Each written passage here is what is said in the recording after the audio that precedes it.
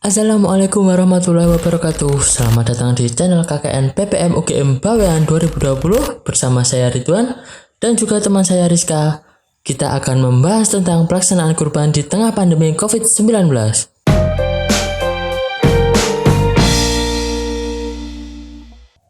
Assalamualaikum warahmatullahi wabarakatuh. Perkenalkan, saya Rizka dari Fakultas Kedokteran Kesehatan Masyarakat dan Keperawatan Universitas Gadjah Mada.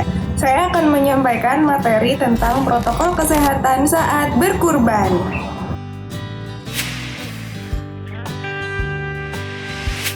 Berdasarkan Surat Edaran Direktorat Jenderal Peternakan dan Kesehatan Hewan tentang pelaksanaan kegiatan kurban dalam situasi coronavirus disease, yaitu dihimbau agar pelaksanaan kegiatan kurban memperhatikan protokol kesehatan untuk mencegah penularan atau penyebaran COVID-19.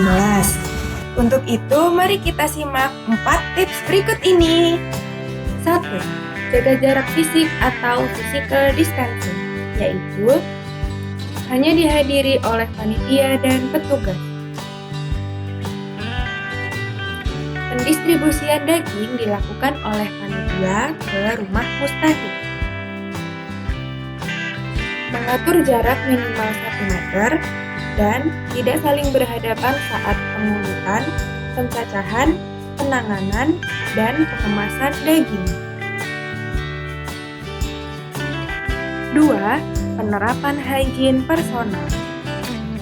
Melakukan cuci tangan pakai sabun atau hand sanitizer dengan kandungan alkohol minimal 70%.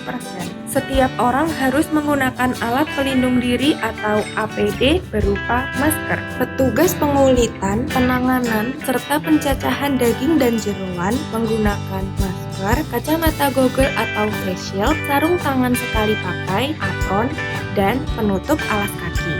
Menghindari berjabat tangan atau kontak langsung lainnya, serta menerapkan etika batuk, etika bersin, dan meludah.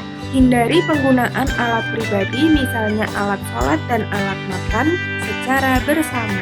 Segera membersihkan diri dengan mandi dan mengganti pakaian sebelum kontak langsung dengan keluarga di rumah. 3. Pemeriksaan kesehatan awal atau screening. Panitia berasal dari lingkungan tempat tinggal yang sama.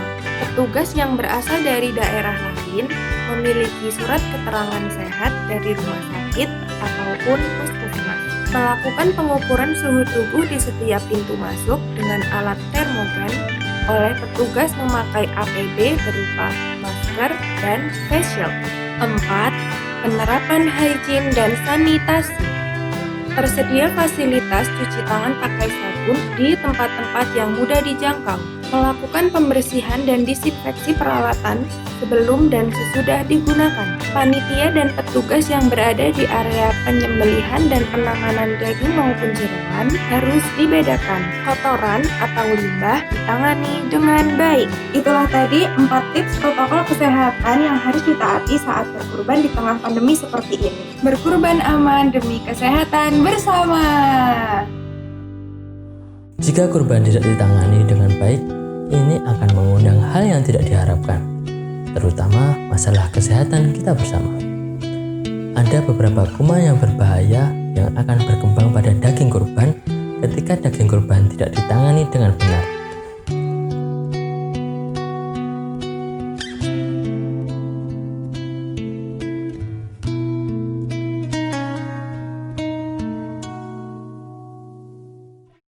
Saya akan menyampaikan materi tentang penanganan hewan kurban yang ihsan, halal, dan thayyib.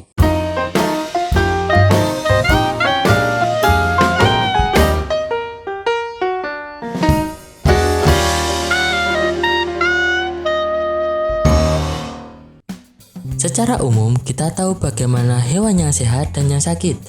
Yang terpenting adalah hewan sudah cukup umur.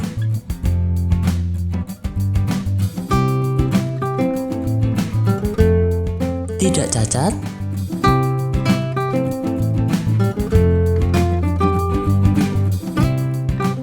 perhatikan cara berdiri dan berjalan.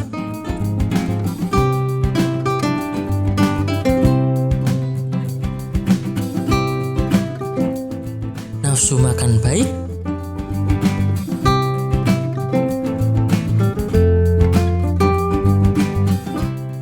bagian kepala perhatikan.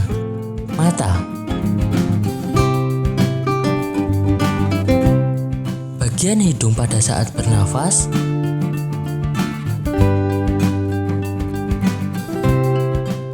Bagian telinga.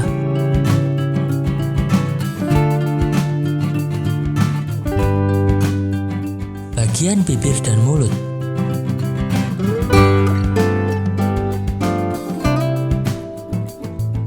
Selanjutnya perhatikan juga bagian kulit dan bulu, serta bagian anus.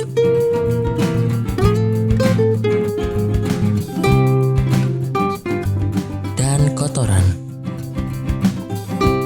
Dan yang terpenting, hewan kurban sudah memiliki surat keterangan kesehatan hewan atau SKKH dari dinas yang membidangi fungsi peternakan dan kesehatan hewan setempat. Dianjurkan tidak memotong ternak betina yang produktif. Ini adalah menaikkan dan menurunkan hewan. Gunakan rampa dengan kemiringan yang landai atau sudut 30 derajat. Di RPH punya fasilitas seperti ini, tapi jika tidak ada, bisa menggunakan gundukan tanah, tanggul, atau apa saja. Yang penting prinsipnya adalah sapi itu tidak lompat. Tempat penampungan hewan.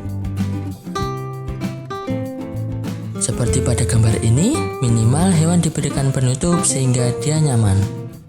Bagaimanapun, hewan yang kepanasan dapat menyebabkan stres panas yang akan mengakibatkan pengeluaran darah yang kurang baik. Lokasi penampungan diharapkan terpisah antara kambing atau domba dengan sapi atau kerbau.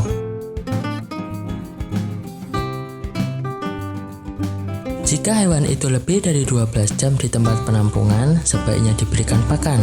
Jika kurang dari itu, maka harus dipuasakan dan tetap diberi air minum sepuasnya.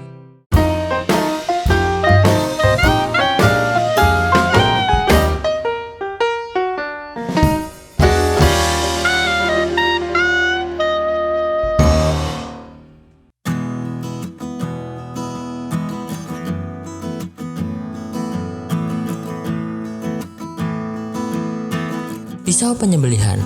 Menggunakan pisau stainless steel dan harus tajam. Cara menguji ketajaman pisau dengan membelah kertas. Panjang pisau disesuaikan ukuran dan jenis hewan. 1,5 kali lebar leher hewan. Panjang mata pisau untuk kambing atau domba minimum 20 cm dan untuk sapi atau kerbau 30 cm. Dan pastikan selalu tersedia pengasah pisau. Tuntunlah hewan dengan hati-hati dan waspada menuju area penyembelihan. Jangan terlalu diseret, dicambuk, bahkan dipukul. Pertahankan hewan agar tetap tenang, agar memudahkan proses handling dan restrain di tempat penyembelihan. Proses perobohan dilakukan dengan metode yang meminimalkan stres. Misalnya, menggunakan metode Barley atau rope squeeze dan dilakukan oleh petugas terlatih. Bagian depan ditambatkan, tidak cukup jika dipegangi oleh petugas, yakni tidak cukup kuat dan aman. Tali penambat tidak terlalu panjang, yakni cukup untuk posisi hewan ketika rebah. Setelah sapi rebah, keempat kaki sebaiknya diikat demi kenyamanan petugas di area penyembelihan. Untuk tali yang digunakan terbuat dari bahan lembut, tidak menyakiti hewan. Terbuat dari bahan tambang kapal, bukan tambang dari serat benang nilon. Panjang minimal 8 meter, sesuaikan dengan ukuran tubuh sapi. Proses penyembelihan. Hewan telah dalam posisi rebah dan aman untuk dilakukan penyembelihan. Siapkan balok kayu untuk penopang leher saat penyembelihan di atas lubang. Pastikan hewan dipotong sesuai dalam syariat Islam. Pisau menyayat leher memutus 3 saluran: saluran makanan, saluran pernafasan, dan pembuluh darah. Darah ditampung di lubang atau sumur tersendiri.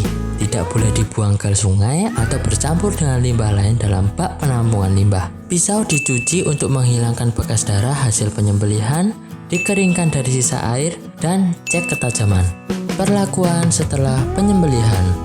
Pastikan hewan benar-benar mati sebelum dilakukan proses selanjutnya. Ditandai dengan hilangnya refleks kornea, yaitu dengan mendekatkan ujung jari ke depan mata. Jika masih mengedip, menandakan hewan masih hidup. Jika mata tidak mengedip, menandakan hewan sudah mati. Setelah penyembelihan dilakukan, tahap selanjutnya yaitu melepas kepala, menguliti, ikat bagian anus, rektum, dan esofagus agar isi dari saluran pencernaan tidak mengotori karkas, dan pengeluaran jeroan. Lakukan pemeriksaan postmortem. Prosedurnya adalah dengan melakukan pengamatan visual untuk kelainan organ, raba fisik organ yang dicurigai, dan jika diperlukan insisi untuk melihat bagian dalam organ tersebut. Dalam posisi tergantung, dilakukan pelepasan daging dari tulang. Tempat untuk membersihkan isi saluran pencernaan hewan jangan dilakukan di sungai atau fasilitas umum. Seluruh limbah ditampung untuk diolah menjadi pupuk atau mikroba starter atau dibuang dengan dikubur.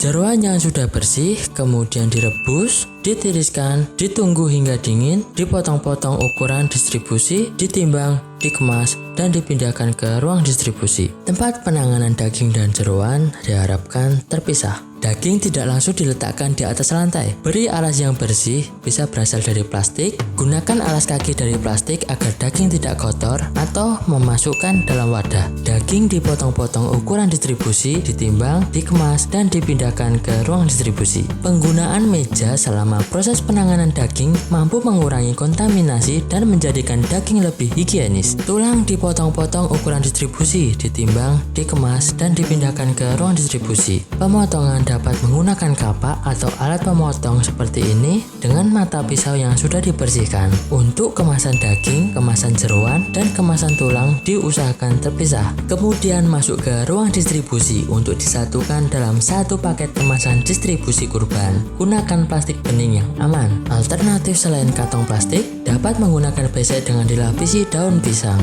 Untuk pendistribusian daging kurban, maksimum dilakukan 8 jam setelah penyembelihan. Terkait dengan virus COVID-19, belum ada bukti bahwa hewan potong sapi, kerbau, kambing, domba dapat terinfeksi atau tertular virus COVID-19. Jadi apabila kita membeli sapi, kerbau, kambing, domba, pastikan hewannya sehat, maka tidak akan pernah terinfeksi oleh COVID-19. Dan apabila itu sakit, pasti bukan COVID, karena belum ada bukti bahwa virus COVID-19 dapat ditularkan dari hewan potong ke orang, ataupun sebaliknya. Jangan lupa daging kurban yang dihasilkan harus aman, sehat, utuh, dan halal. Berkurban dengan baik dan tertib, demi kenyamanan dan kebaikan kita semua. Hewan sehat, manusia sehat. Jangan lupa subscribe, like, dan komen video ini, dan nantikan juga video-video lainnya dari KKN Bawean. When I walk into the kitchen, you saw the look on my face, you saw the look on my heart to get out of this place.